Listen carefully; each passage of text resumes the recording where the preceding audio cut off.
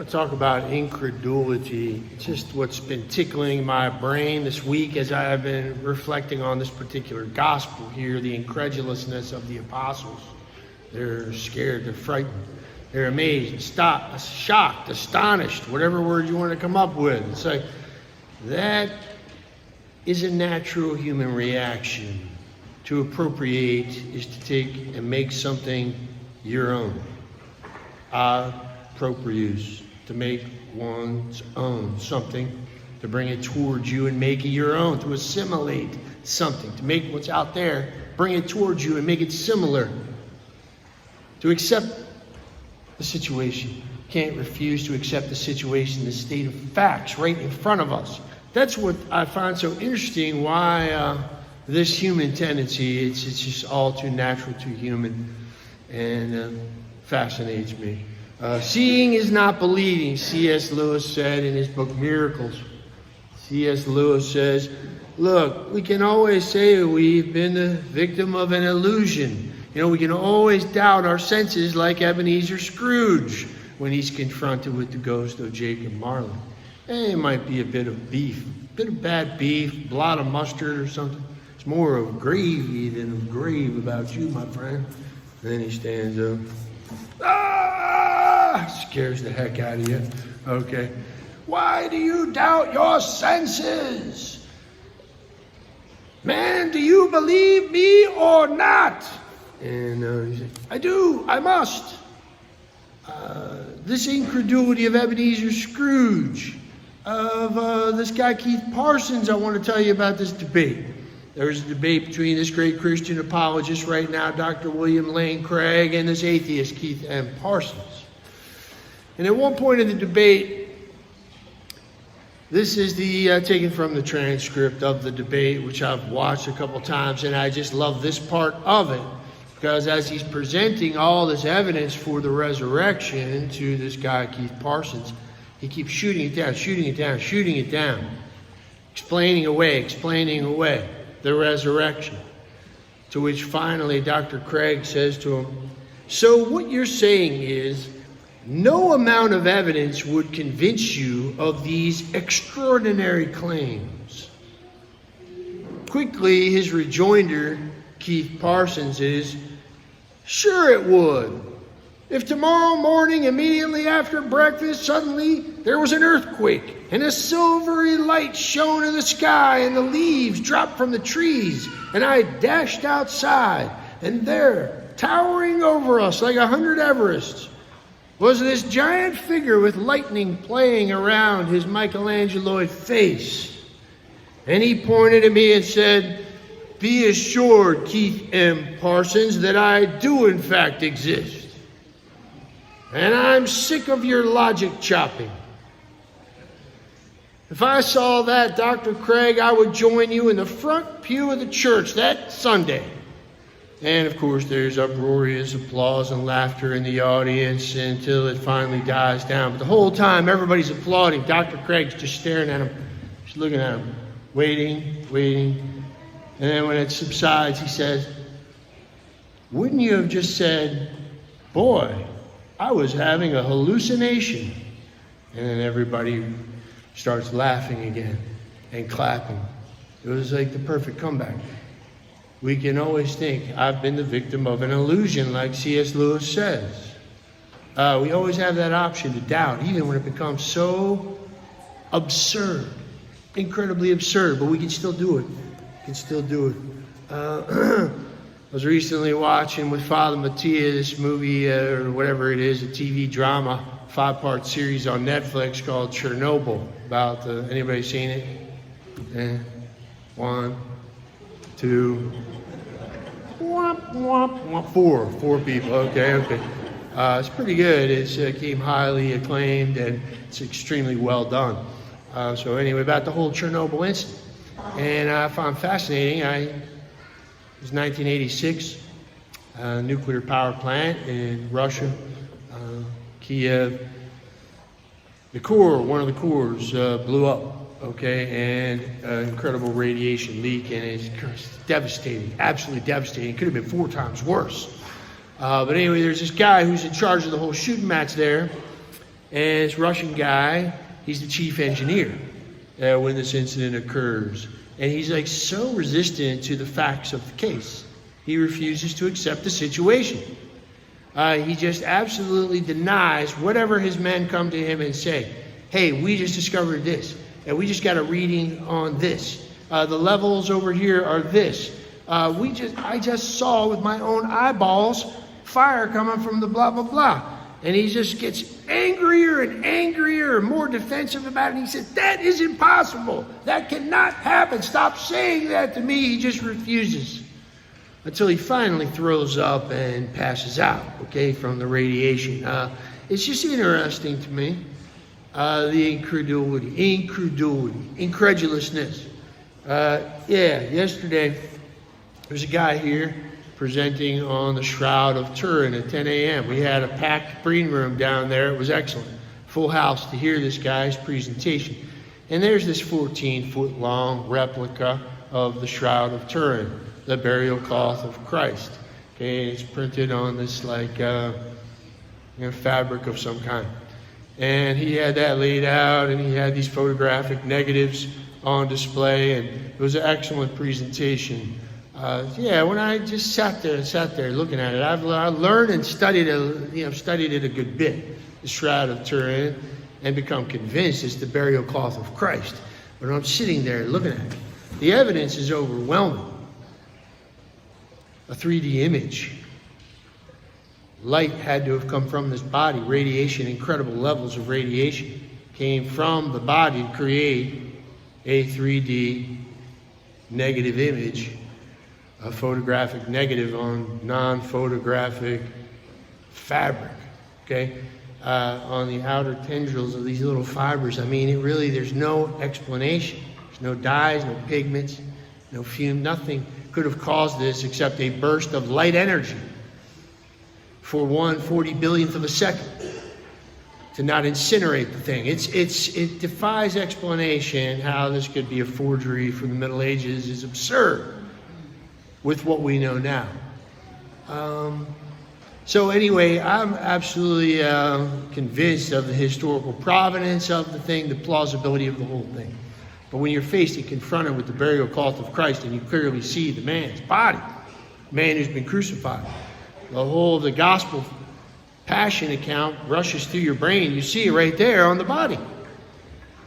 It's like that this is true. It's hard to get into my brain. It's hard to appropriate and assimilate it. I was just noticing whatever they're experiencing, this shock, wonder, and awe of the apostles, I can totally relate. It's very difficult to get it into my brain. I'm just stupefied, like the apostles, staring. Man, I went over there and looked at the shroud one time in Turin, Italy, and I didn't know what I was looking at the time. This is like 20-something years ago, and it impresses me, man. You bring to something, you get out of something what you bring to it. Your knowledge of it. I was studying this thing yesterday and taking time to just sit there and stare at it, hear this man's presentation. But it's tough to get it in and make it my own. That's the burial cloth of Christ, the Shroud of Turin. We have a photograph of the Paschal mystery.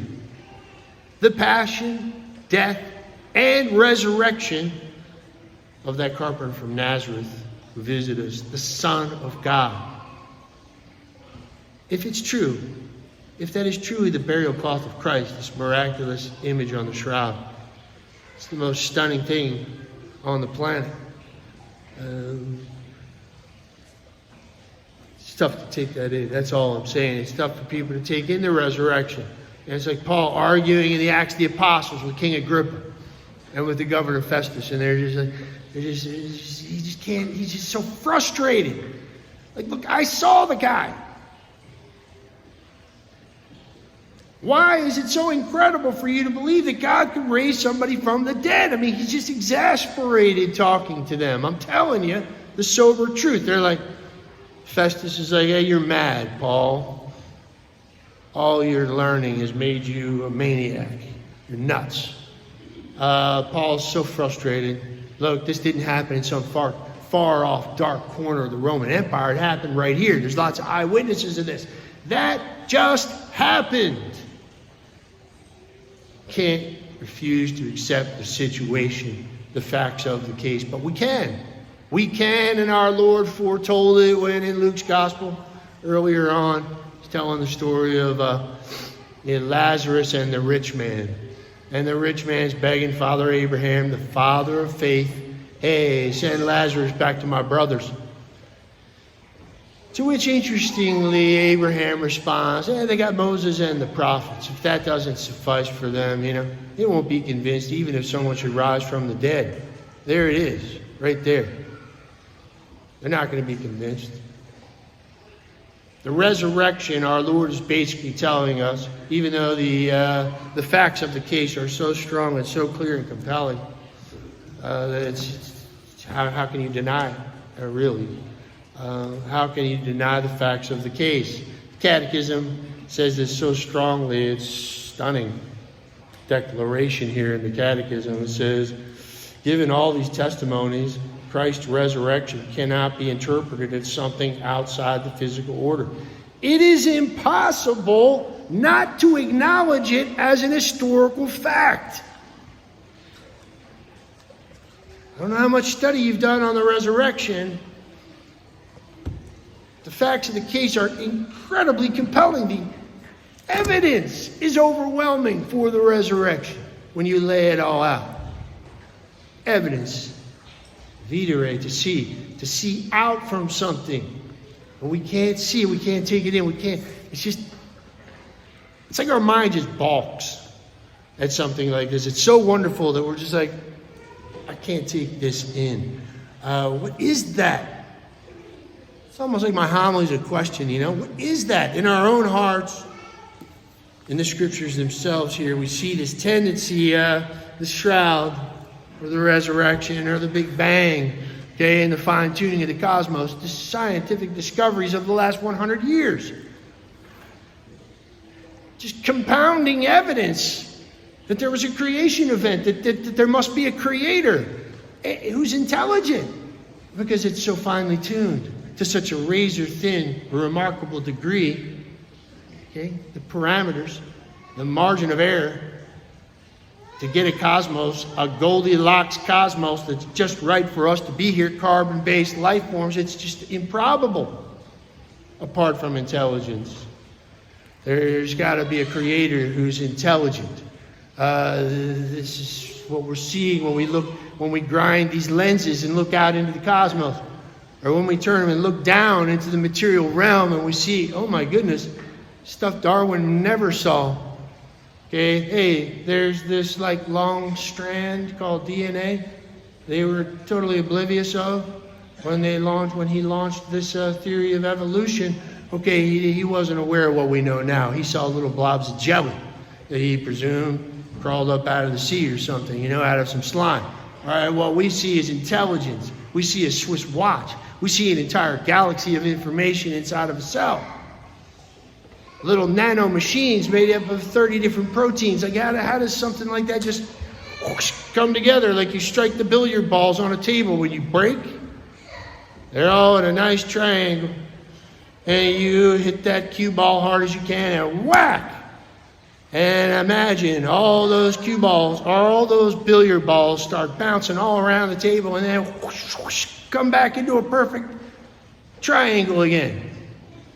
If that happened to you, you'd probably say, wow, that's unusual. How in the world did this thing come about? Just by a random chance collision of particles, natural selection, unguided material forces. It defies explanation, the most explanatory power that there's intelligence behind this information we see there. This code in a cell. This human genome, 3.5 billion characters long, the longest word that we're aware of in existence in the cosmos. The human genome, 3.5 billion characters long. There's a chemical language there. There must be a linguist. There's got to be intelligence. What we know now about the cell. So grinding lenses, looking out, looking down, looking around. Then we hear all these experiences of people having near-death, experiences and coming back to their body again. It sure seems like with the scientific evidence around here that we would accept the fact that we have an immaterial soul, that something in us is incorruptible, that human life continues in some trans-physical state. I mean, all the science is pointing to this, but it's just tough for people to take it in, to appropriate it and make it their own. They make it incredulous. That's what fascinates and tickles my brain. And see it in ourselves if we're honest with ourselves. Do we really believe? Have we really appropriated this? How excited are we about this? This good news. We were visited by the Son of God, that there's a chance now, it's the fruit of his paschal mystery, to live forever. That there's a God in heaven, a creator. Like, these are the most interesting, fascinating wonders. How excited are we about them? It's like, I don't know. Are we incredulous? Are we incredulous? You know, he opened their minds on this occasion. It's like we need to have our minds open. The world needs to have its mind open. The same word there's used, you know, for the guy in Mark's gospel. You know, the Lord had to put his fingers in his ears and say, Ephata, you know, be opened.